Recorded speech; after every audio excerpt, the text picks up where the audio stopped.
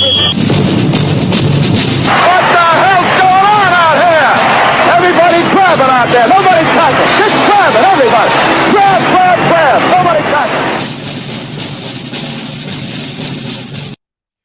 Good morning, afternoon, night, where in the hell you're listening to us. Welcome to Cover Country, and it's our first football Cover Country of the season. Welcoming back to the show is Stephen Troche and Bobby. I guess you're getting a little too old to call you the kid anymore, man. Bobby Schneider. Stephen, how the hell are you, sir? And it's football season again. Like, I don't care if there's no games. We're like, the draft just happened. We're talking football. It is football season. That it is. And Bobby, how the hell are you? I'm doing well. I'm also pumped for the season ahead of us. We had a great draft just last weekend. It was awesome. My team picked up some good players. So did every team. It was a loaded draft class. So I'm excited to talk about it all. Y'all did have a hell of a draft. Atlanta Falcons could have used some. I mean, I don't care who they would have taken out of the Arizona front office. Anybody to give them an idea of don't do. You know, the best part about that entire draft, watching it, is watching the general manager and his assistants trying to explain to Arthur Blank, the owner of the Falcons, what the hell they were doing. You'd think you'd been briefed about that beforehand. Yeah, just like, just in real time, like, what did you do? And I know he's sitting there thinking, Jesus H. Christ, I would have never gotten Lowe's. I would have never gotten Home Depot off the ground to beat Lowe's or be in the conversation if these idiots were involved. No. Anyways, let's go ahead and get into draft reactions. Today's show, we're going to talk about draft grades. We're going to talk about how well teams did and did not do in the draft, the fantasy football impact of that. And then before we take off, we're going to talk about season-long bets. So we'll start off with Steven. First of all, we do wear our fandom on our chest. Steven, how'd you feel about your Dolphins? I mean, it's like they had limited picks and a lot of holes to fill. I mean, I feel like they did well with the picks they had. Chop Robinson in the first round was a great addition to that defensive line to really give them some kind of succession plan in the event that Chubb does not really return from that injury and he leaves in the offseason. They added some pieces on offense. I really think they're set up for success. I'm not sure if it'll be this year, but I think they did a good job with their first round pick in a long time. Yeah, they had a first round. What the Rams having a first round pick feels really weird. Yeah. I saw it pop up. I was like, he's going to just trade that damn thing. he's allergic to first round picks. But if you're going to give him a draft grade, where would you go with the Dolphins? I'd probably go a B. I mean, they didn't really, kill it, but they had a solid draft. Now, I saw in the news where they're signing Odell Beckham Jr. Yeah. Yep, that is official. Why? I don't understand. I don't understand how he keeps getting overpaid for a guy who doesn't produce. He got $8 million, I think, next year, which is more than I would have paid him considering the injury history and just not being very productive for the Ravens last year. No, he wasn't. And I know we can make the argument, well, Lamar Jackson was his quarterback. He can't hit the broadside of a barn. But really, really odd. I guess my biggest – that's not exactly a weakness for the Miami Dolphins is their receiving core. And is he going to start chirping and be a pain in the ass because Tyreek Hill and Waddle are getting all the looks? We didn't hear anything last year out of Baltimore. I think he's kind of settled into his role, and he knows he's not that top dog anymore. He was too busy tackling defenders after interceptions. He was too tired. I don't know where he's going to see a lot of targets from because I really like the slot receiver that Miami got later on in the draft, Malik Washington. I could see him getting a starting role, and I don't know where that would leave Odell. Just kind of a filler guy. I mean, he can't be any worse than Chase Claypool was last year. Yeah. Yeah, that's fair. No, but I don't think they paid him anywhere near $8 million. Yeah. I guess that's the head scratching thing of it. I think the Bills picked up Chase Claypool actually just yesterday. They did. That's going to be an interesting wide receiver room. Those videos about with Keon Coleman. I'd always heard he was a card, but Funny you dude. didn't see a lot of this stuff when he was at Florida State. Yeah. And now he's got the camera in front of him. And I don't think any of it is look at me, look how funny I am. I think that's just that dude's personality. I think he's just a funny guy, yeah. I don't think he's intentionally funny. I think he's just out there, man. He's yeah. My first reaction was, who's this idiot and who gave him a degree? And I go, son of a bitch. That'd school. I can't say anything as a Florida fan. I was like, well, it's a good thing he can run real fast and catch a football, because that's about the only way. I don't think he graduated from there, but that's the only way that he was getting accepted into any university. See, I'm looking at a couple of draft grades here. They've got the Dolphins. Just to clarify on Odell, it's a $3 million deal with incentives that can push it to $8 million.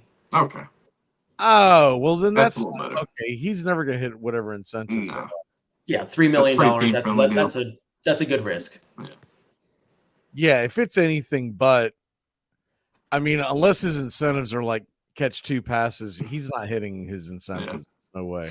As long as it's not based on how active he is, if he's active on game day, because I don't think he'll see the field a whole lot. So if it's based on how many games he's active in, I could see him hitting those incentives. Now I can see him being very delusional and thinking that he's getting the ball and then getting ticked off in the middle of the year because he's not hitting his numbers. I would love to see what his numbers are, but that's true. All right, who do we want to hit first? The Bears? Talk about the Bears. Might as well get them out of the way.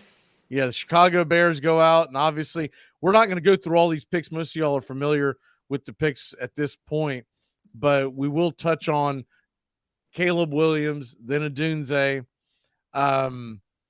and this team. All right, this is the thing that I think is probably went underneath the radar, is that they've got DJ Moore. Everybody remembers that, but also now Keenan Allen. Yeah. As well as DeAndre Swift. And we'll put the Cole Kmet, Gerald Everett conversation away for the time being. We only have so much time to do this. But Caleb Williams is being given all the weapons to be able to have a good rookie year. What's y'all's take on what you expect out of Caleb Williams?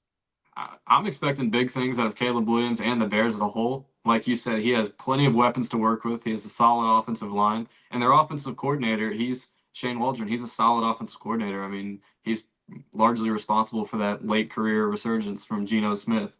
So I don't think there's going to be much excuses for Caleb out the gate. And I think they're going to have a good season. What say you? Yeah, I mean, for me, it's going to be all about how much Caleb Williams buys in and wants it. I mean, like we saw him last year at USC kind of check out and just not really be fully invested. And it just then that was the one knock on him coming into the league. So I mean, if he faces that little bit of adversity and just kind of checks out a little bit, it could be downhill real fast. But everything is in place for him to have a fantastic season. Well, I think I'm in the minority. I'm staying away from him. He's going to have to burn me. He's going to have to burn me because everything about this guy reeks of bust. And the fact that it seems like he's the guy, and I know this isn't football related, but it kind of is. He seems like the guy that can't walk by the mirror without checking himself out constantly. Right. And, they say the average American looks at their iPhone 144 times a day. And I'd be willing to bet Caleb Williams is usually spending most of that time looking in the camera. And he's going to be in Chicago. I guess it's a little better than being in LA or New York, but not by much. There's going to be a lot of media there, and there are going to be a lot of people tongue bathing him and telling him how great he is. And is that going to set him up for success? I've got to see it. And because of that, I'm a little skeptical to go out. First of all, these receivers, there is such a thing as too many damn receivers on one team. And Keenan Allen, who's always been like that bread and butter money guy the last several years in fantasy, that's gone. Because he's going to be competing against DJ Moore and Roma Dunze, who, let's be honest, are better athletes at this point in their career than Keenan Allen. But there's going to be times where you're going to be driven up the wall that the Bears may have scored 28 points, but yet Keenan Allen only got 3-4 targets. Yeah. And you can make that argument with everybody on the damn team. DeAndre Swift. I don't even know what to think of the tight end room. And the fact that he's already come out and told Torrey Taylor, the punter from Iowa, that they're not going to need him this year. I know he was joking, but I'm like, here he goes. Already, this guy thinks he's going to dominate the league. It's like, you know what that just reeks of to me? Like the Eagles from Eagles dream team back in the day. Yeah. I forget like what the exact quote you know was. what really reeks of me? The only way this could be any better is if Deion Sanders was coaching the damn team. There's the only way this could be any better. At least he's not Shedeur Sanders. At least you can give him that. You better give him that. I can't stand the Sanders. Where is this delusion, by the way? I know we're a year in front of this, but where is this delusion that Shedeur Sanders is going to be a top 5 NFL pick?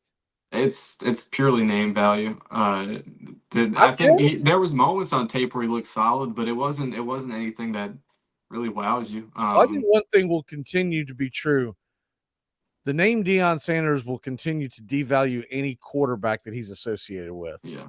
Well, I think ultimately his goal is to get both of his sons drafted and try to get them drafted high.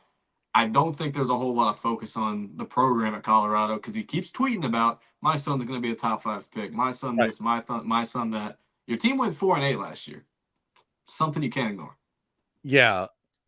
I was actually looking to see what the season-long bet on Hard Rock, the Florida app, was for Colorado wins, but they don't have them out yet. I was like, man, please let there be a lot of dumb hype on this. Yeah. I would probably bet the line's right at about 500.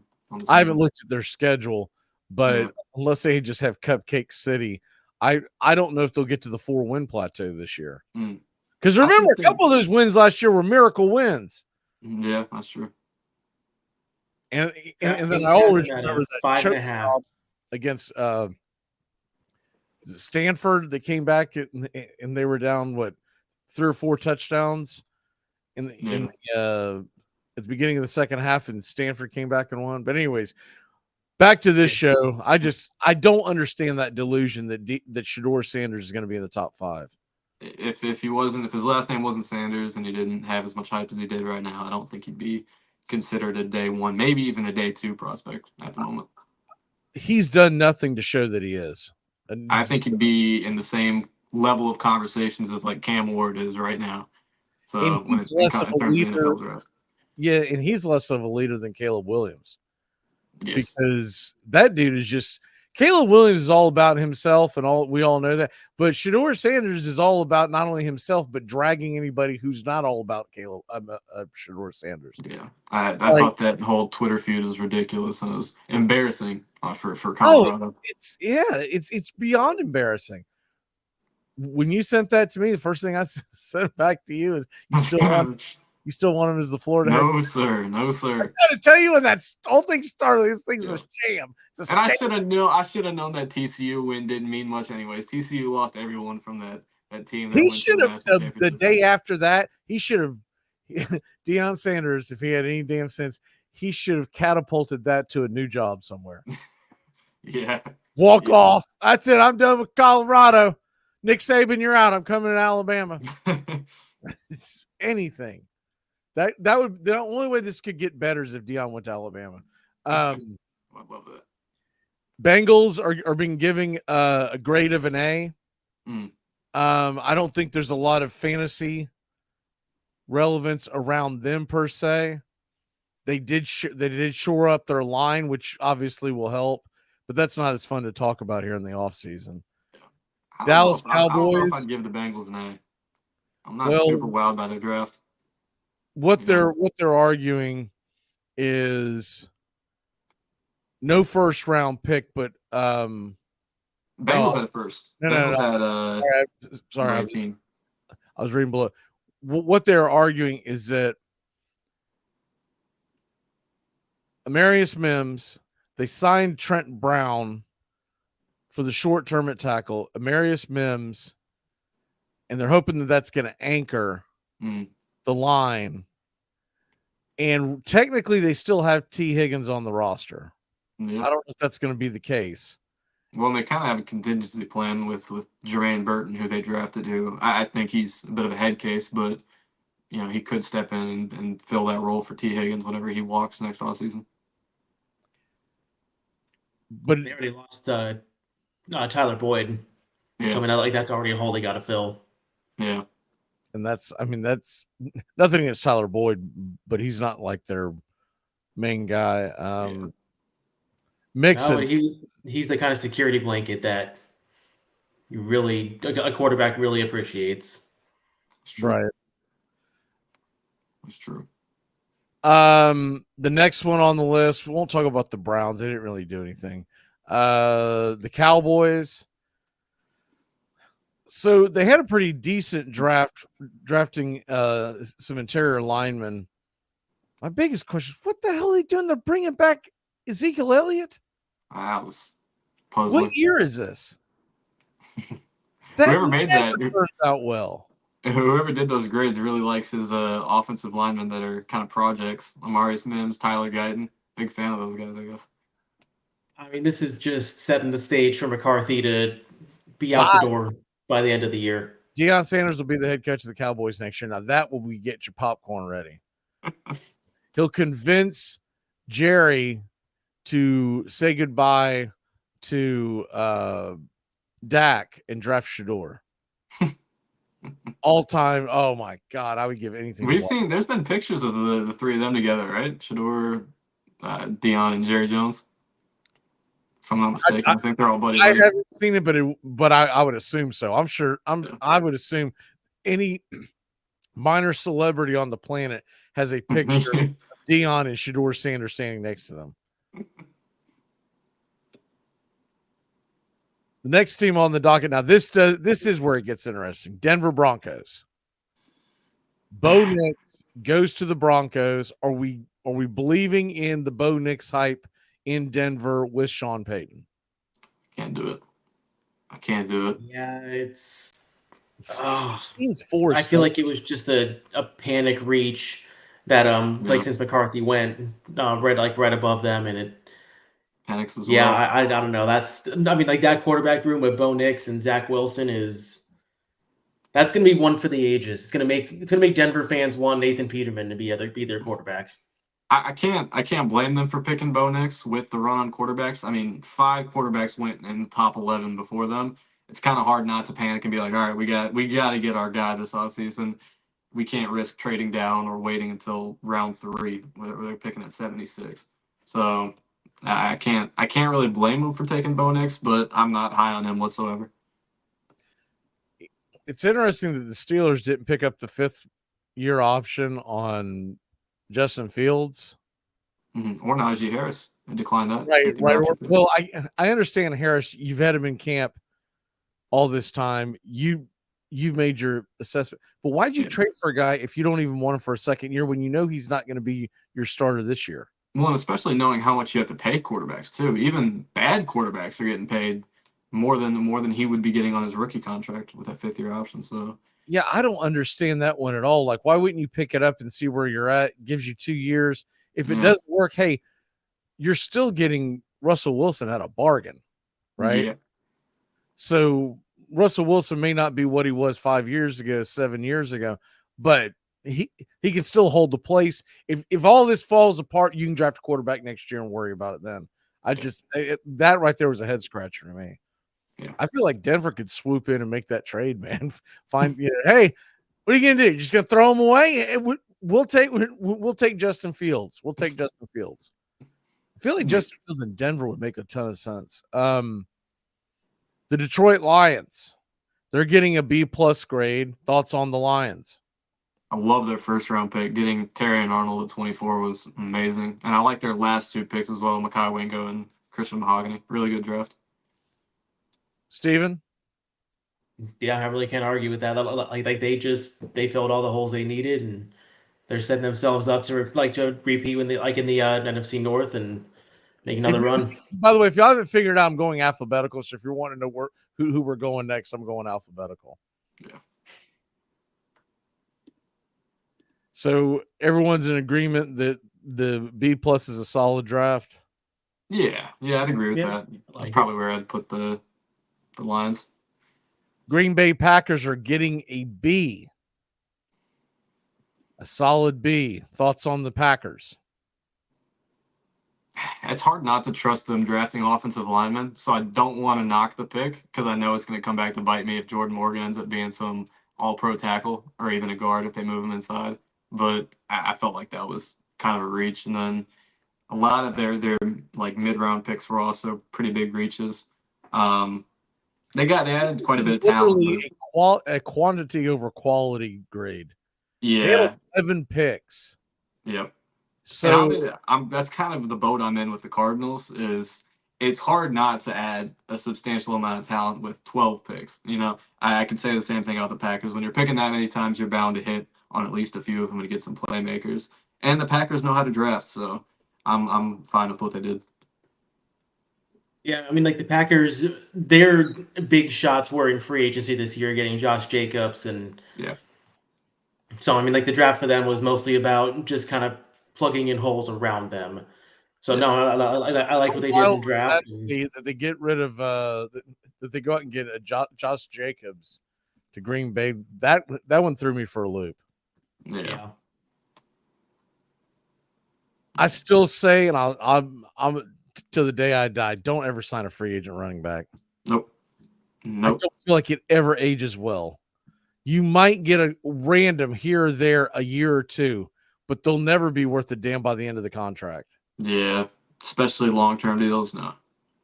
Will Derrick Henry make the Ravens interesting and a scary off? Yeah, but for 1 year, because I think they're going to run the tread off of his tires.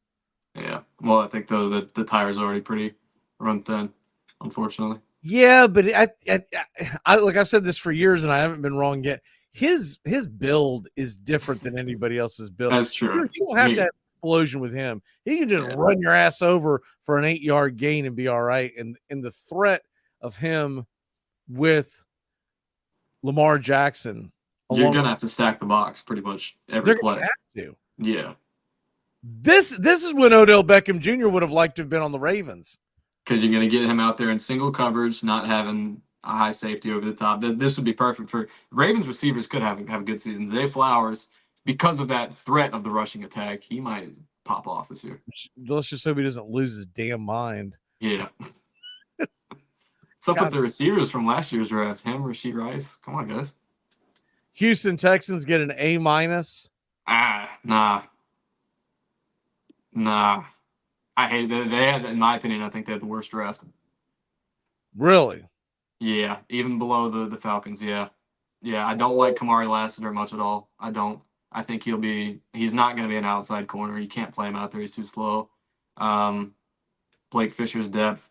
Everybody after that, I didn't like Kalen Bullock at all. I think he's way too thin to play safety. He's rail thin. He can't make hits out there. He cannot tackle. Terrible draft. I'm standing on that one. Steven, what say you? I wouldn't give it that bad of a draft grade, but yeah, I'm not agreeing with the A. Like I put it more in the C+, B- range. Yeah. All right, the Indianapolis Colts are getting a C+. I love their first round pick. I love Leatu Latu. He was a machine for UCLA. Great pass rusher. And Adonai Mitchell in round 2. Forgot about that. That was great value. Great value. Steven, what say you? Yeah, I mean, yeah, I mean, like I can't. Latu is a fantastic pick. Like I think he's really going to be a star in the league. Yeah. Mitchell is I like him as a second round pick. Like it adds some depth into that receiving room with Josh Downs and Michael Pittman. From there, pretty ho hum, just filling in depth around the board. I'd probably give it the same range as the Texans in that C plus B minus range. All right, the Jacksonville Jaguars get an A minus. Yeah. I felt like there were some reaches in there. I thought Mason Smith went a lot earlier than I was expecting. I don't mind them. What I do like about round one, if they picked Brian Thomas at 17 with who is on the board, I wouldn't have liked it a whole lot. But they were able to trade back, get some more draft capital, and still get one of the best receivers in this class. So I don't mind that at all. And overall, I think they added some decent talent, especially in the D line. What's Yeah, that? like the addition of Thomas in the first round was necessary with them letting Calvin Ridley go. They got Gabe Davis, but even like with Gabe Davis and Christian Kirk, neither of those are a true number one receiver, and Brian Thomas gives them that best shot. And one of the reasons they were able to do like have that They luxury is cut the just Zay Jones too. Was it 2-3 days yeah, ago? Yeah. he's gone. That surprised me. I didn't love the signing when it happened. But Zay Jones came in and he always produced for the Jaguars. That one shocked the hell out of He me. was solid, but I tell you what I like about what the Jaguars did. I think they're transforming this offense into a complete vertical attack. Brian Thomas, great deep threat receiver. Gabe Davis, great deep threat receiver. Christian Kirk, he can burn you deep. They're wanting to sling it this year. And Trevor Lawrence, that's what he does best. I think they're setting him up to have a really big year. So I think I like the direction the Jaguars offense is heading in. The only thing I say about the Jaguars is this: in that first round, because it was such a deep draft, Yeah. I would have for receivers, I would have preferred that they get an edge rusher in the first round and then come back in the second and third and whatnot and focus on the receivers. But I don't hate their draft, but it does feel like that Thomas was a bit of a reach. Yeah. But I understand that if they couldn't trade back, that they're trying to identify a need. I would have loved for them to take a cornerback personally. I thought when they were up at 23, they were going to take Arnold from Alabama, the cornerback the Lions got. But I would have hated a corner at that spot, but yeah, but the value that was still there, there were two really good edge rushers at that point. Yeah. And Dallas Turner from Alabama, I thought that was going to be. I was like, man, I cannot believe he fell to the Jaguars. This is going to be. And then they traded out and let the Vikings. And they traded out, and that's who they. I was like, what are you doing? Yeah. They let him go. I know a lot of people probably are not that familiar with him, but Jared Verse is going to be a problem out there for the Rams. Yeah. I wonder if they're going to change their defensive scheme because they're probably going to have him as like an outside linebacker more so than a defensive end. So I wonder what they're going to do with that. They play very different schemes. I think Verge is going to be your classic edge rusher. I don't see him as a linebacker. I want to see them have him as their hand in the dirt defensive end, but they run a 3-4 out in LA, so it's I don't know if they continue to do that. Yeah, they're gonna have to probably switch it up, especially adding Braden Fisk. I mean, you're adding two guys that he is not a 3-4 tackle. No, he doesn't have the length. He's going to be great in the NFL, but he's got to be in a 4-3 scheme because absolutely. He's not. I think they're going to have to transform that defense. He's not an Ndamukong Suh who can just take on two guys, right? Yeah. So and then they lost Raheem Morris. They're probably going to bring in, or they brought in a new defense coordinator who's going to have his own scheme. I imagine they're bringing in players that are tailor-made for that defense. And after seeing Raheem Morris's draft, I mean that's addition by subtraction, right? Yeah. I know about that. Please. Kansas City Chiefs are getting an A-. What say y'all? Yeah, it's hard to disagree there. I mean, Xavier Worthy's going to be a problem. Yeah, I think in Kansas City, yeah, and I think who the big loser in all this is the Bills for trading down with the Chiefs. You don't deal with the. Why did they trade when you know that they? Oh my! You know that they're going to take a receiver. You need a receiver, and they're your biggest obstacle in getting to the Super Bowl. I saw someone say this. It's going to be so poetic when Xavier Worthy catches the game-winning touchdown against the Bills in the AFC Championship game this year, and everybody's going to clown the Bills. It's something like that's going to happen because I don't think the Bills are going to be there. Exactly. I was just going to say, like, why do you think they're even going to get that far? I just want to see the Bills get bit for trading with the Chiefs again. They deserve it. You don't deal with the Chiefs. It should be an unwritten rule around the league. Do not trade with this team. Don't help them. Don't do anything to benefit them. They don't need any more than they got. No, Especially the Bills. and they haven't always hit on everything. I mean, CEH wasn't the pick that everybody thought he was going to be. No. But And Sky Moore was a wasted pick too. Why trade back with your day? I know they're not the same division, but they're your rival. They're the team that has stopped you from reaching the promised land year after year after year. Yeah. And you give them their guy. So dumb. Las Vegas Raiders, B-. I love the pick by Brock Bowers, and I don't understand why more teams didn't want him. Yeah. Maybe I'm thinking too much from a fantasy perspective, but I love the pick for Brock Bowers. I wish Bowers would have went to the Jets like I had projected in the offseason, because Bowers in there with, I mean, are you kidding me? We're talking about assuming a healthy Aaron Rodgers and the receiving core that they already have. That would have been fun to watch. Yeah, I think the Raiders nailed their first two picks with Bowers and Jackson Powers-Johnson. They got best tight end and best center in the draft. What a great name that is, isn't it? Jackson Powers-Johnson. Powers-Johnson, that is sick. He's got to be a star. Yeah. Unfortunately, everyone's going to shorten it to JPJ, and it's just it doesn't do it the service that Jackson Powers-Johnson needs to be a thing in the NFL, not JPJ. Steven, what say you on the Raiders? I mean, like, I love Brock Bowers as a player. It's just for a team that needed so much. It's just, why would they go Brock Bowers when they spent a high draft pick on Max Magee last year, and he looked like he's going to be like a player in this league. That's true. I mean, I don't know if they necessarily played the same position. One of the biggest problems with Bowers is because of his size and his lack of blocking. I don't know what position he is. I know he's a talented receiver. That's all I know. They'll probably have him lined up in the slot for most of the plays. That's what they had him at Georgia. Take advantage of it the first year where he's probably going to come out as a tight end in your fantasy, even in DFS. Yeah. But I don't think that's what he is. No. I think he's almost like a what did they used to call not an up back. There was a term that they always used in Tennessee for the tight end position about 20 years ago. Oh, not the H-back. H-back, yeah. Wycheck was an H-back. Now he blocked a little better, don't get me wrong, but I see Bowers something like that, right? The problem is going to be who the hell's getting them the ball. Yeah. I mean, it's not between the two quarterbacks on the roster. There's no way you start O'Connell over Minshew. Yeah. I mean, I say the smartest thing that the Raiders could do is the smartest thing Atlanta could do, and that's make a trade. Brock Bowers for Penix Jr.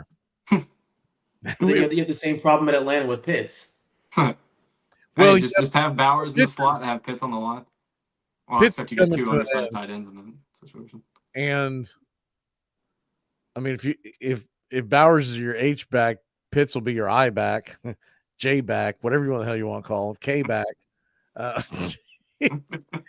You basically just run two bigger slot receivers and let Drake London do his thing.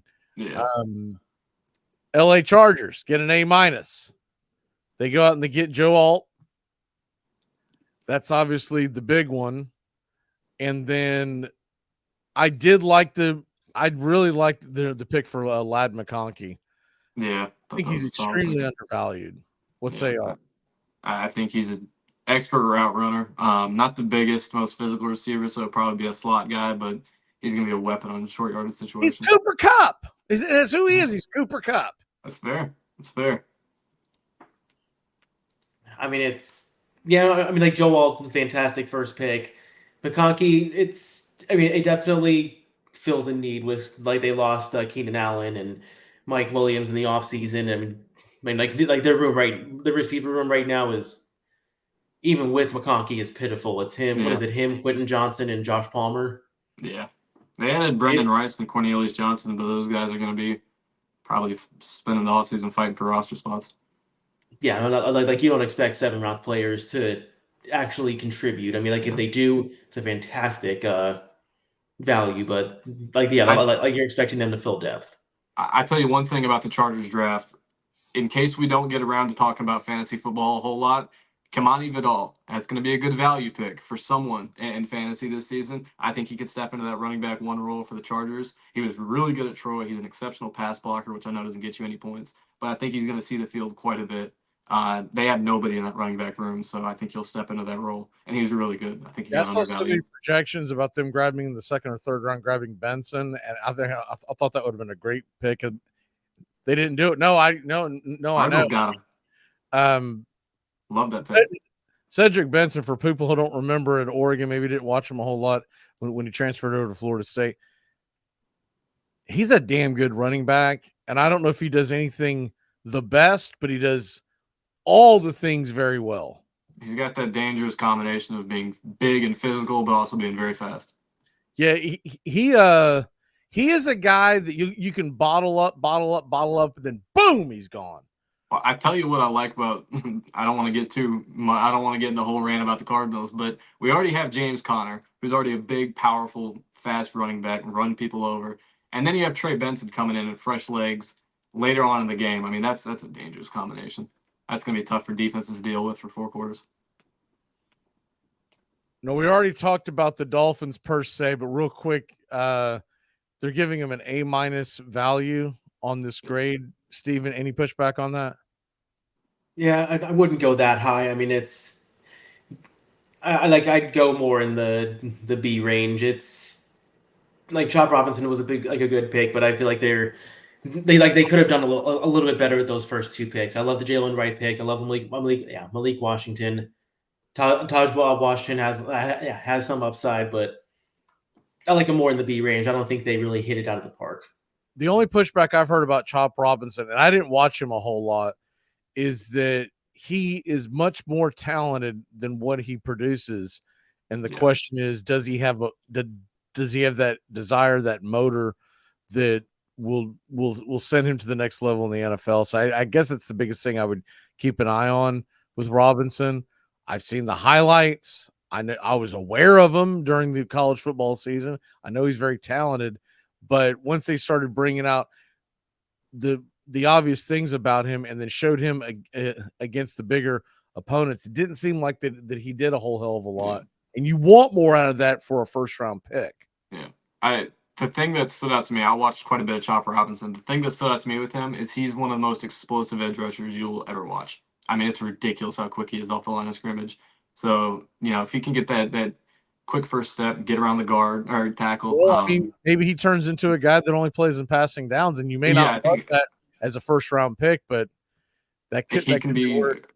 It may not be the fact that he's not a very good player. It may be the question of should they have spent a first round pick on him. So but I think it's more Miami's been focusing on athleticism over like if you had 2 players that are pretty equal, one's more athletic, one's more technical. They're going with the more athletic guys in the hopes that they can really take advantage of those traits. I mean, even Jalen Wright, like with all the praise we saw about Achan throughout the season, Wright his numbers are faster. Yeah. So I mean, it's going to be even more of a blur in that backfield. Even Patrick Paul too. I mean, he wasn't the best tackle on the board, I don't think by any means, but he's one of the best athletes amongst the tackles in this draft, and he's got that big size profile. So it looks like they're trying to draft guys with a lot of upside and develop them. All right, the next one would be Minnesota. They got a grade of an A. Excuse me. I got to see it to believe it. I don't think Jake McCarthy was worth that slot. Yeah. I think that was a reach. I don't think that it's not that JJ McCarthy won't be a good quarterback. I just felt like that they reached.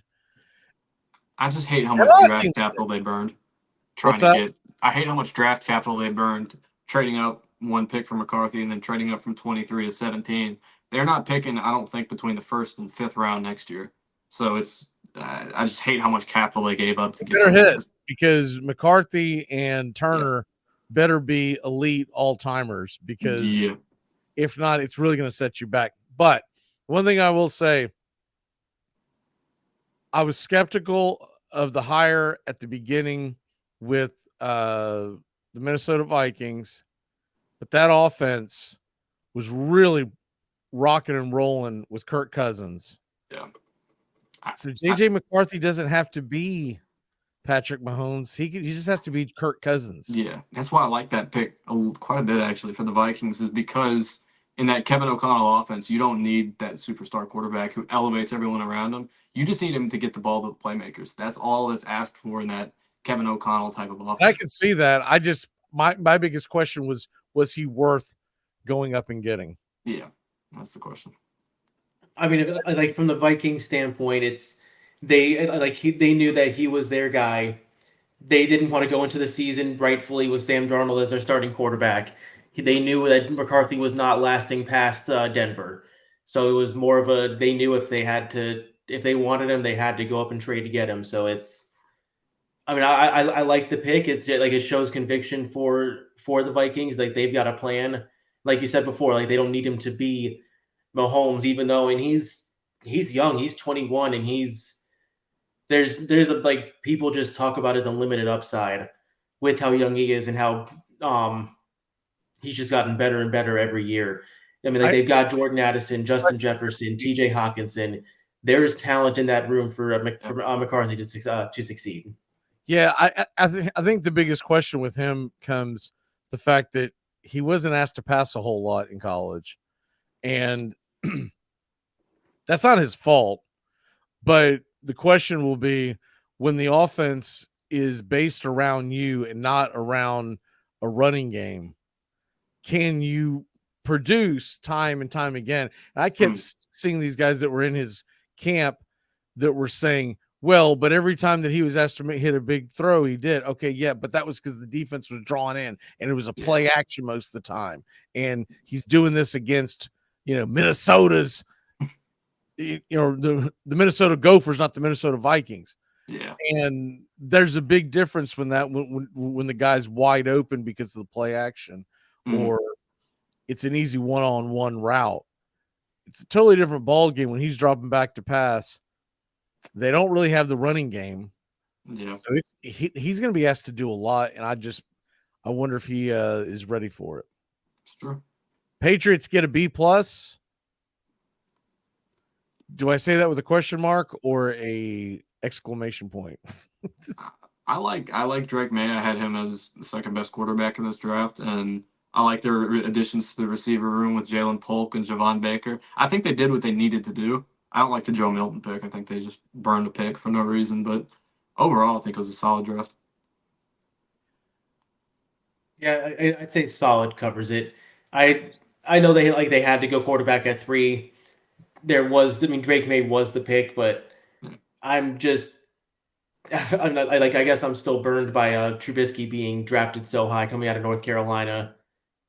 I know they're not anywhere near the same player, but man, is it hard to not just have that vision in my head. And I mean, as a Dolphins fan, I would love for him to be the next Trubisky and just tank the Patriots even more. But I don't hate the Joe Milton pick. I mean, it was a 6th-round pick. Yeah, I don't know. I think you look for guys that can compete to be depth guys. I don't think Joe Milton's very good. I No, I don't either. He is literally he's a cheaper version of what Mac Jones would have been sitting on the bench. Here's what I would like to draft him as. Get Joe Milton to be a guy that if you're down 6 points with 5 seconds left in the game and you need 70 yards, have him launch it from down to the end zone. I mean, that's about all I can see him doing in the NFL because he's not a good quarterback. Maybe they move him to tight end. I think there was some, not rumblings, but some people had the idea of, hey, maybe you can go play tight end because he's an incredible athlete and he's huge. So it's possible. I mean, he is 6'5", 235. That's the one that caught my eye. Obviously, is Jaheim Bell in the 7th round. Yeah, he is another guy that is really talented, but I don't know what his position is. And I think he's too small to play tight end. Best case scenario, he is an H back, right? Yeah. He's 6'2", 241, but if you watched him play, man, the dude can catch, and he is an athlete.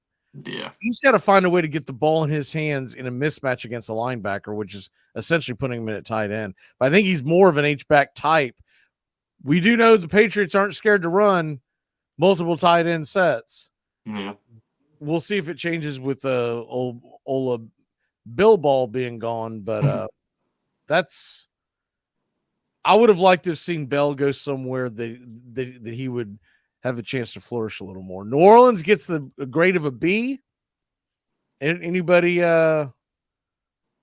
push back on that? I mean, I just the biggest thing from the Saints is they got the guy with the best name in football, Kool-Aid McKinstry. They got him with a good pick too. They got him in at 9th pick of round 2. I think that was really good value.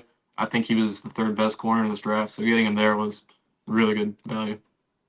Steven, we're going to speed this up a little bit. Malik Neighbors of LSU, Giants get B+. Love it, hate it. What? Oh, I mean, I love Neighbors too. The Giants. I mean, they've needed a receiver for years, and like now with Saquon gone, I mean, he's going to be the focal point of that offense. It's hard to see what it's gonna do with Daniel Jones running that team. Yeah. Yeah, it's a little surprising that they didn't go with the quarterback, but that just tells me that they're willing to give this another go with Daniel Jones and just kind of see where it falls next year. Bobby, Jets get a B. Yay or nay? They had an all right draft. There's still a lot of red flags with the tackle they drafted, Olu Fashanu, and I like that they had a few playmakers and Malachi Corley and Braylon Allen. I think it was a solid draft overall. Just average to me. Stephen, Philly with an A-. Yeah, I mean, I like they hit it out of the park. They added that depth to really kind of restock the team. We saw them just kind of flame out last year. They got a defensive back to the top 2 picks and got Quinion Mitchell and Cooper DeJean. They added Will Shipley as backup for Saquon Barkley. They got Johnny Wilson and Anaya Smith to add to the receiver room. They filled out depth all throughout the roster. Jalix Hunt, Jeremiah Trotter, Trevor Keegan.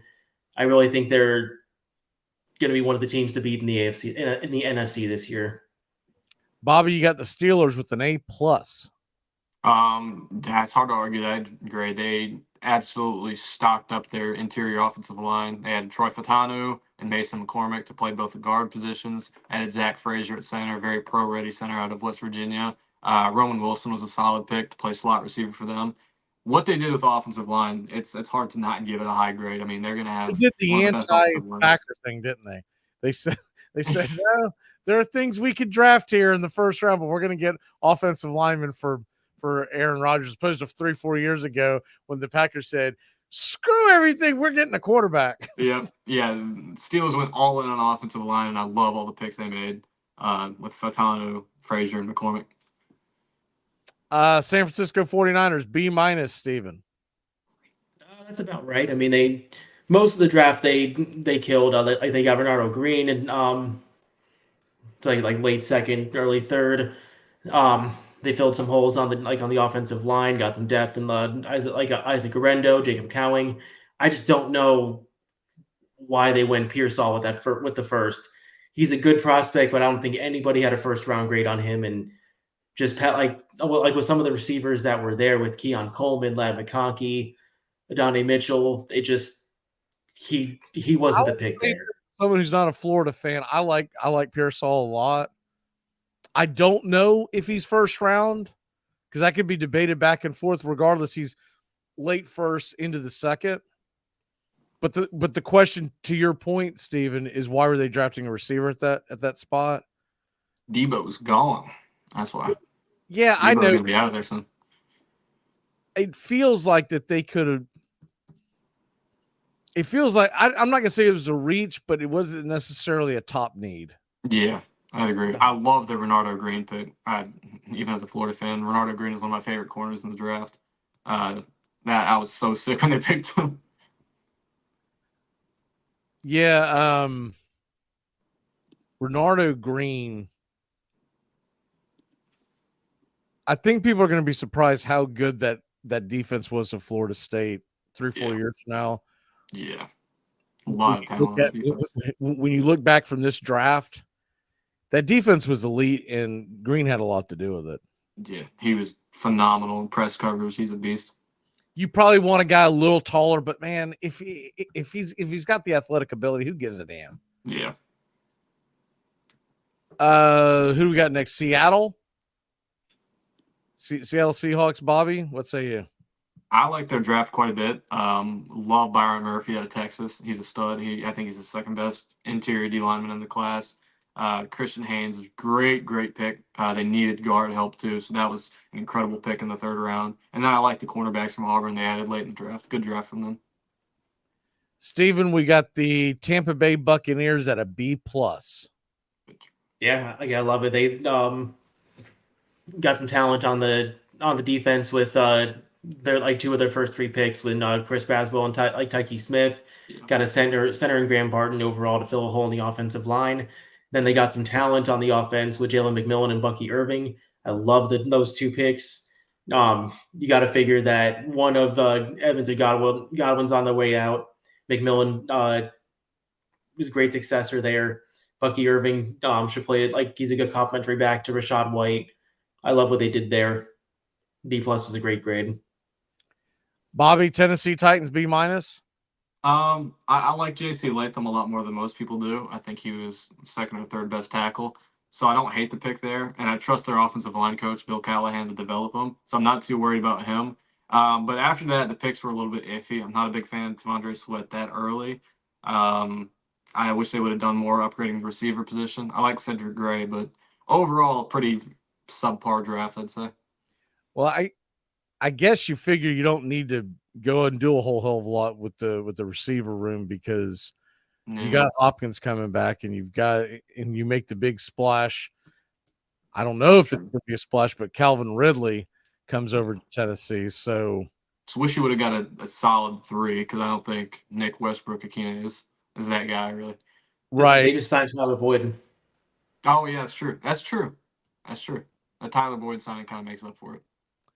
And Jaquan Jackson out of Tulane was the pick. What round was that? The 6th round? Yeah, 6th round. He's only 5'9". Yeah. Oof. Little guy.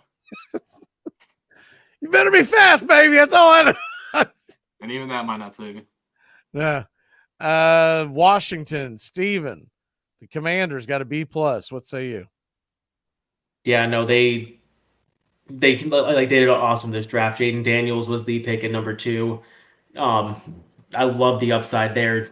As a dual threat quarterback, they got Ben Sinnott to play like tight end. He's a great pick. Has a great receiving blocking combo. Then more on the offense. Luke McCaffrey is like with the 100th pick. Then be great in the slot as a good complimentary pick to McLaurin. They feel like they got some defensive picks with Jazar Newton, Mike Saints-Riddle. I love the pick of Jordan McGee. Mm-hmm. I think they're setting themselves up for success. Obviously, not going to, be killing doing great right out of the gate, but Jazar I think Newton was the steal of the draft. That he's a top 10 player in this draft, in my opinion. He was incredible at Illinois. Yeah, that was. Whew. Arizona was given a where's their actual grade? An A. I don't think you can argue about that. We got MHJ. We did it. Marvin Harrison Jr. Yep. Got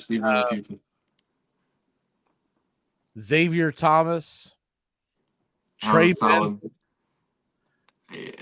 Yeah, I like this draft overall.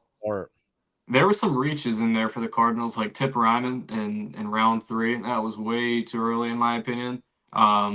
There were some picks, like the last 2 picks I wasn't a big fan of. But overall, I mean, the addition of talent, you have 12 picks, 2 in the 1st round. You're going to get quite a bit of talent. The Cardinals did just that. They got their number 1 receiver for the next decade, Darius Robinson, big, fast, strong, interior defensive lineman player. Max Melton and Elijah Jones at corner.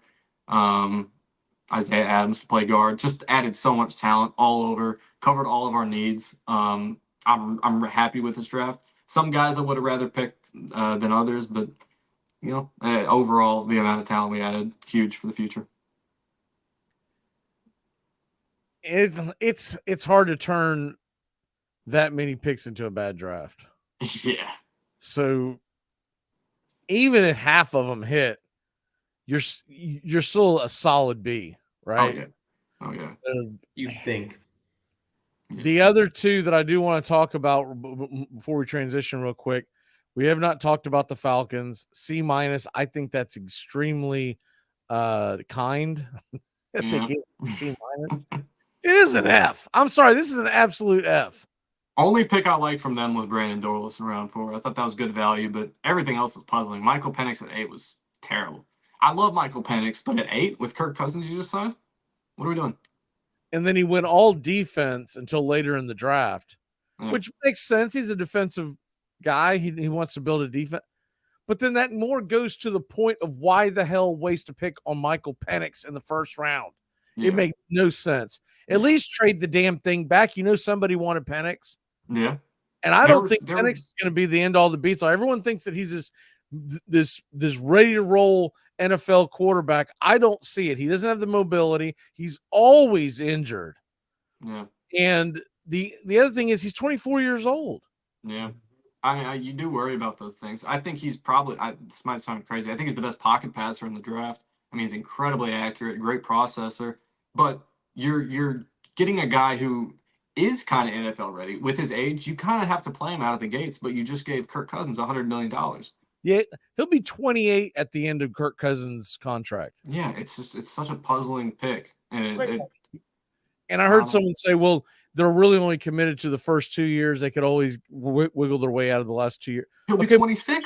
26, 27 years old coming in. I mean, it ain't been that long ago. Bobby, you may not remember, but we're talking about Chris Winkie is what we're talking about. That was right out of college. I mean, it's a little different. A little, but not much. Remember, Penix had that extra year because of COVID. Yeah. Bo Nix is the same age as him too. So Michael Penix is so old that when he first came up, everyone was worried about how frail he was and how skinny he was. And now you're like, dude, you're kind of a fat ass now. That's how long he's been in the league, been in college. Someone said Michael Penix and Arthur Blank went to high school together. Exactly.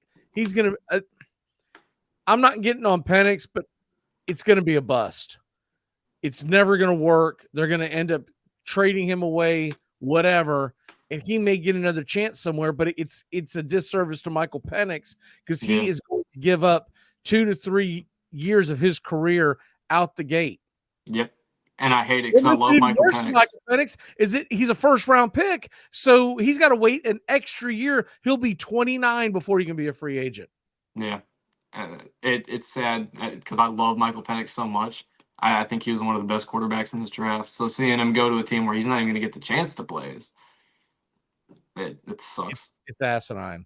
Yeah. And if you say, well, we're worried about Kirk Cousins and his injury. Then don't sign him. Then why sign him? Right? Yeah. Right? Like you could have saved all that money and drafted a quarterback. Did they not do a physical? I don't get it. Did they not do a physical on Kirk Cousins if they're so worried about his Achilles or something? You waste all that damn money. Yeah. And I get it. Cousins is a little long in the tooth, but quarterbacks can play much longer than they have before. Yeah. Really, you can see most quarterbacks, if they want to be in the game, play to age 40 at a fairly high rate. Yeah. Michael Penix could light it up in training camp, play his ass off in the preseason, and they're still going to sign Kirk Cousins because when you give a guy that much money, you don't have a choice but to start him. That's your guy. You invested all that money in him. He's going to play. It's frustrating. It's insane. Yeah. And what it tells me is that Terry Fontenot, the general manager of the Atlanta Falcons, doesn't know what the hell he's doing. And he'll be gone next year. He'll definitely be gone. And to that point, Rich McKay doesn't know what the hell he's doing. Arthur Blank doesn't know what the hell he's doing. Arthur Blank Arthur doesn't know Blank what. is a damn idiot Well, he don't know because what's going on. he may know how to run Home Depot, but he does not know how to run a football team because this all came about in the offseason when they passed on Mike Vrabel and Bill Belichick to bring in Yeah. Raheem Morris because they knew Raheem Morris was going to be a yes man and Raheem Morris was not going to rock any boat. He was going to be thrilled to be a head coach. Vrabel and Belichick wanted to come in and say, I want to be able to pick the groceries. Yeah. And I don't think Arthur Blank really knows what's going on, period. No, he's starting to make me think that he's well, I won't go that route, but he reminds me of some other people in high positions that look a little lost from time to time. Maybe he just didn't hear the pick. That might have been what it was. He may not have heard the Michael Penix pick. I'm just saying, I'm waiting for him to start falling up the stairs. Anyways, any last thoughts on the draft before we move on? I think we hit it all. Ravens, real quick, the ones we didn't get to. Ravens got to be, Buffalo got to be, Carolina got to be. They gave I think we started with the Bears on an A. So those are the ones. If any pushback on that, if not, let's get into the fantasy of it real quick. Give me some things that you're looking at fantasy football wise in this draft that is going to have any kind of ramifications for this coming year. Steven Harrison Jr. Oh, sorry. Oh, all right. Well, start it off, Bobby. Marvin Harrison. It's got to be Marvin Harrison Jr. has got to be where you start with this, right? If we're talking about non-quarterbacks here, I mean, I think he went to in terms of fantasy production, I think he went to as good of a situation as it gets. We do run the ball quite a bit, but still pretty pass-heavy offense. Kyler likes big receivers. Marvin Harrison fits that bill. I think his line was set at 1,500 receiving yards, which is ridiculously high for a rookie. So, I mean, that tells you what Vegas thinks about how much he's going to produce this year. I think he's going to be a stud. I think he should be picked probably around 2 or 3 in fantasy. Yeah, I could definitely see that. I think right now his ADP is 33. So yeah, like late second, early third round. Yep. And I mean, I believe it. It's Marvin Harrison is probably like almost everything I've seen is everyone that's really dug into him is that he is the best receiver prospect in almost ever. Yeah. I mean, he's in that Calvin Johnson tier, I think, of wide receiver prospects. I think. Yeah, but go ahead. Go ahead.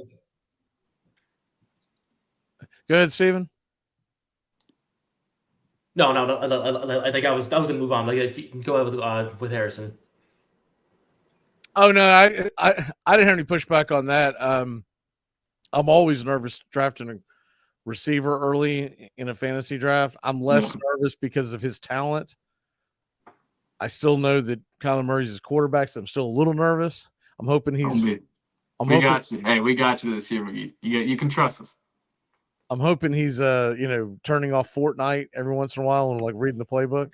That's my biggest concern.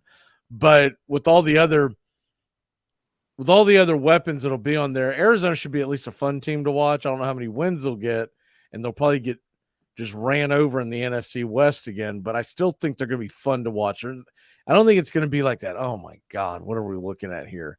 Another 16-12 loss. They were competitive as hell last year in just about every game, which with as little talent as they had speaks a lot about how I think good of a coach Jonathan Gannon is. They were competitive in a boring way, though. Yeah, well, it's because Josh Dobbs. So I don't want to get into some Josh Dobbs slander. You can be competitive because you try to shorten the game, right? Yeah.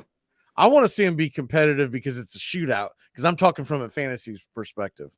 That's fair. I think you'll get that this year. It's not going to do me any good. It's not going to do me my fantasy team any good if they're a competitive 12 to 11 loss in week 1, and I've got Harrison sitting out there on my starting lineup, and he's gotten 6 targets but 2 catches for 13 yards. Yeah. What have I done? This is a little bit different from fantasy, but in terms of dynasty, I think Trey Benson might get a little bit undervalued because we have James Conner right now, but he has one more year left on his deal, and he'll be 30 next year.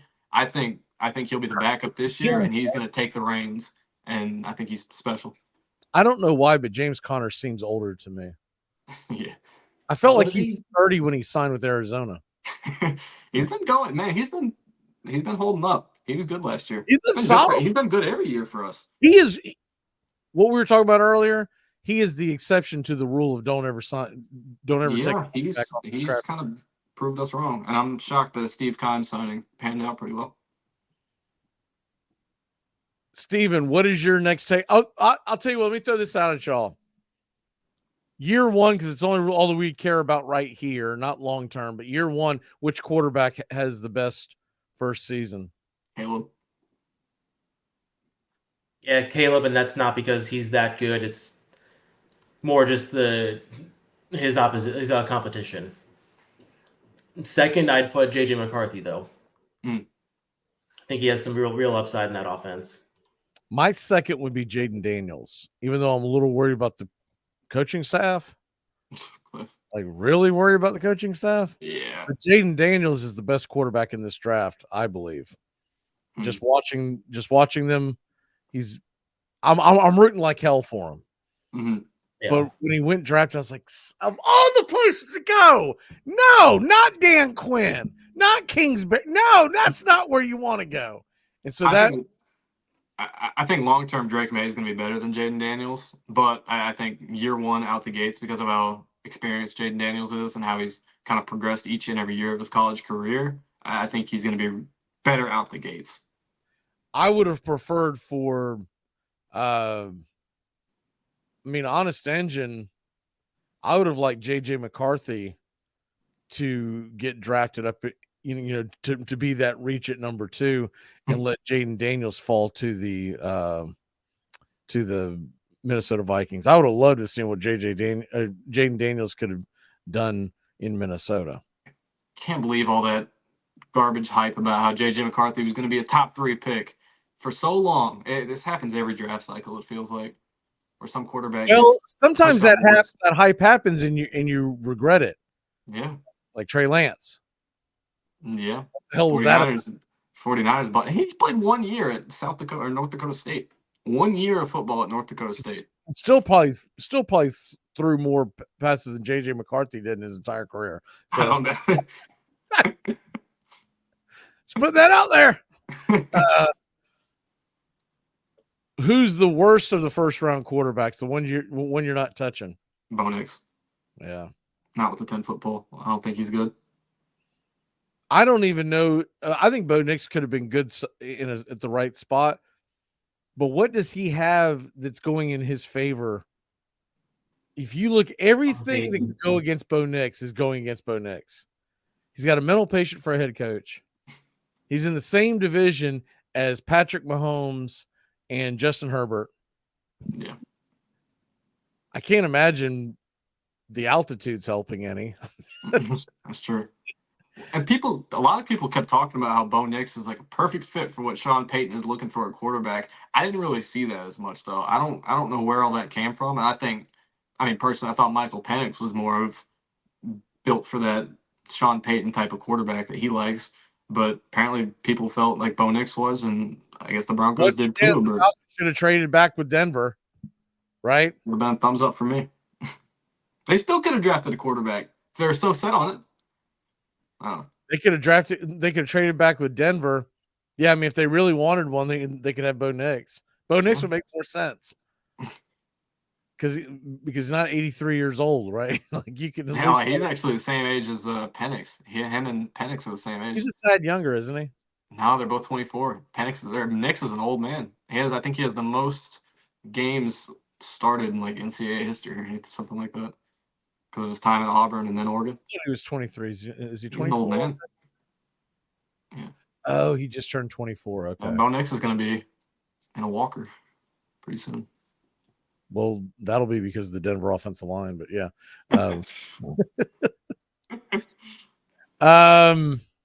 Any other? Where do you want to go with this, Steven? Well, this draft, kind of killed the value of two of the top 10 running backs right now in fantasy. Kyron Williams with the pick of Blake Corum, and then um, David Achan with the pick of Jalen Wright. I mean, like there's two like especially in Miami, you got Jalen Wright, Raheem Mostert, Jeff Wilson, Achan. I mean, to be picking Achan within the first top 20 picks, that is just. I mean, his like that is like there's no way he stays that high. Then same thing with Kyron Williams. It could be a like all the comparisons I've seen that Blake Corum is just another copy of Kyron Williams. Yeah. If Kyron uh, gets off to a slow start and Corum has the hot hand, like we've seen McVay with his running backs, he will keep Corum in there, and Williams will never see the field again. Yeah. That's just too risky for me for two of the top 10 running backs.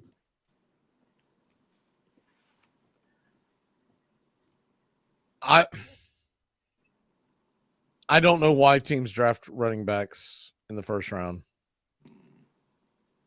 other than the fact that you do get the extra year of control. Yeah. I can see that aspect of it, and then go, hey, we're going to draft this guy. He's our running back literally for 5 years, and then we're not going to worry about re-signing him. Yeah. Problem is, what normally happens after about year 2, year 3, if they're having a really good year, they start holding out, and they want you to sign him to a damn contract. So you almost have to be the idea of we're going to draft a guy for about 2 years, maybe 3, and then trade his ass and get rid of him. Until they change, end up getting a second. I don't know what it could be, but until they change something, I don't understand drafting a running back higher than about the late second, early third round. Yeah, It's a different game. Especially the idea that you're going to nowadays, you don't have those bell cows.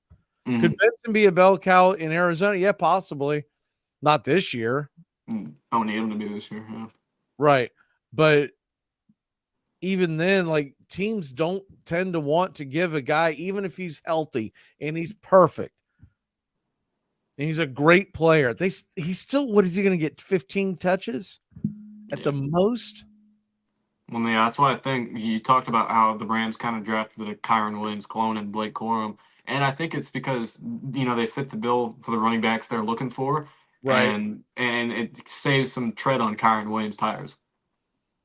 So, but once again, that's going to become a nightmare on which running back do you want, which one do you start. Yep. Thank you, Rams. Yep. They always make it tricky for fantasy owners. Yeah, it's always a disaster. Yeah. Best receiver of the draft this year, outside of MHJ. I'm glad you're not calling him MH2. There's only one in MH2, and a damn straight Marvin Harrison the second. I think it's Malik Neighbors. I think Malik Neighbors is the second best receiver in this class. It may be off to a bumpy start. Michael Harris the second, by the way, is the only MH2 that is acceptable in the world of sports. Anyways, go ahead. Yeah, I think Malik Neighbors is the second best receiver in this class. I'm not a huge fan of where he ended up with the Giants, because they needed a big outside receiver, really, because they already drafted Jalen Hyatt, Wan'Dale Robinson. So he's kind of in the mix with those guys, and there's a shaky quarterback situation with Daniel Jones. So until they get it figured out, I'm a little bit worried about that. But Malik Neighbors, he's a special talent. If it's not Marvin Harrison, who has the best stats? Not necessarily the best quarterback. Who has the best stats? I'll go Neighbors. It's like, for me, it's either Xavier Worthy or Keon Coleman. Wow. I could see Keon just because of who his quarterback is. Yeah. There's no competition for targets outside of Dalton Kincaid. That's true. Just lob it up deep to Keon Coleman. The only thing that concerns me about Xavier is that outside of Kelsey, they're never consistent with it. It always seems like it changes from week to week. Yeah. Well, and they added Marquise Brown. They already have Rashee Rice. So a lot of targets. Are they going to, not necessarily a pitch count, but are they going to try to save Worthy for later in the season for that playoff run so that he's not getting banged up all to hell? True. Probably. I mean, they'll get him enough work to get him comfortable and get him up to speed. But yeah, I mean, I could see that. Strangely it's enough, I think the guy who ends up with the most stats wide receiver, even though I didn't love the pick, is Brian Thomas. Because yeah, he was next LSU up wide there, too. receivers never bet against him. But I will bet against Daniel Jones.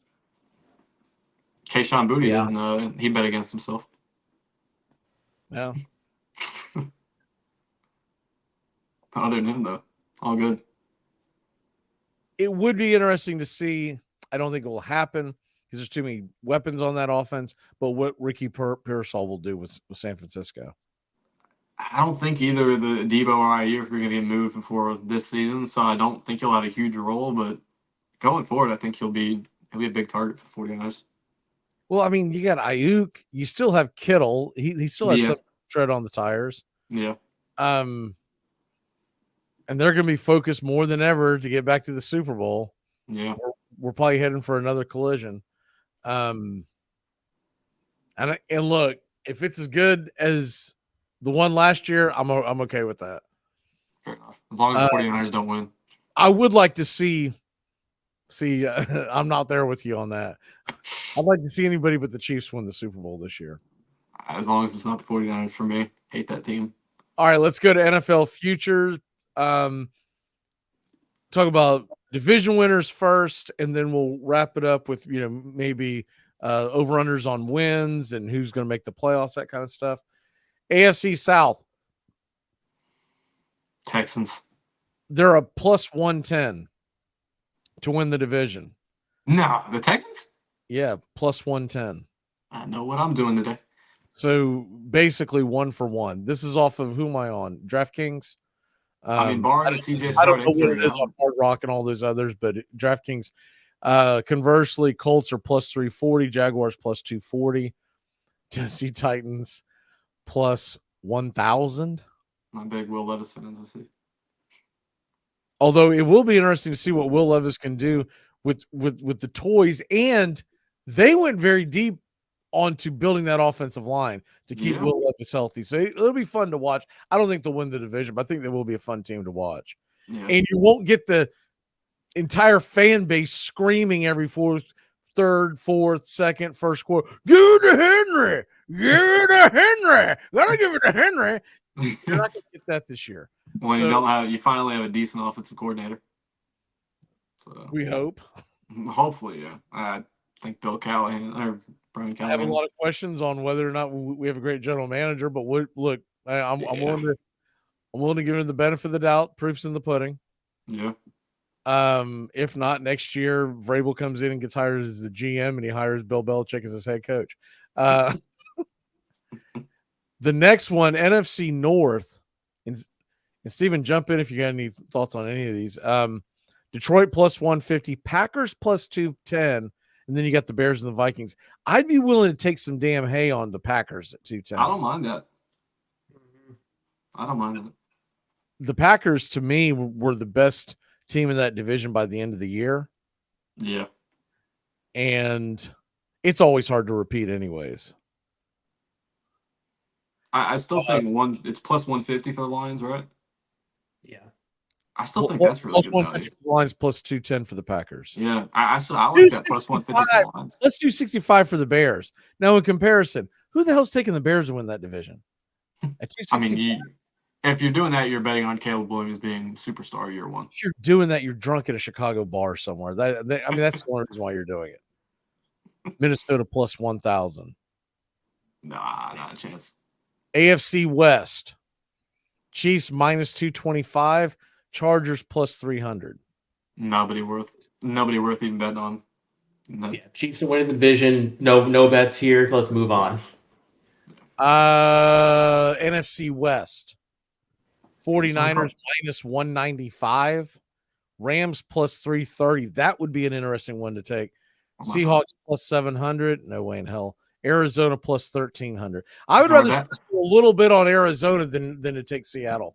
Yeah, I'm surprised actually. I guess it makes sense that we're lower in Seattle. Feels a little disrespectful. I mean, quite a bit. Plus 1,300. They give you less of a chance of winning the West than they do the Titans winning their division, or who was the other one? Minnesota winning their division. Yeah.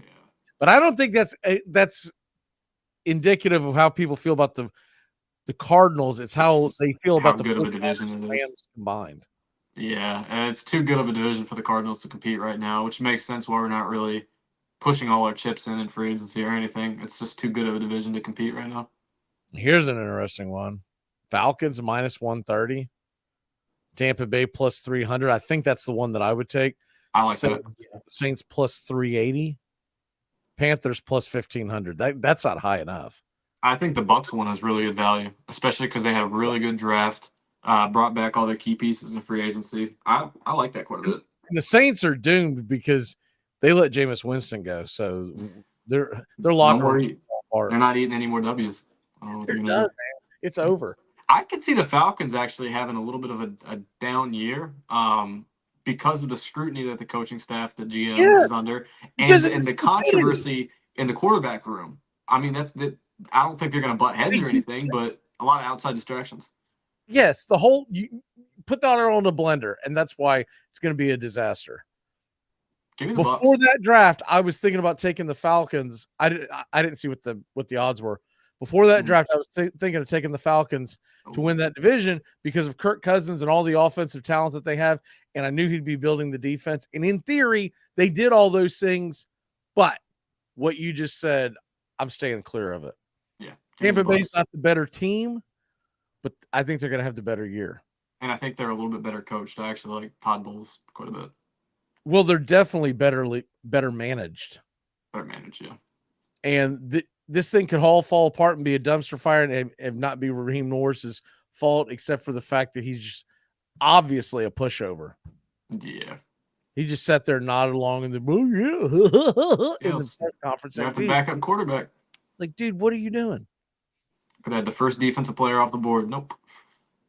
Yeah, I'd rather have Patrick Beverly as my PR person than have this knucklehead running my football team.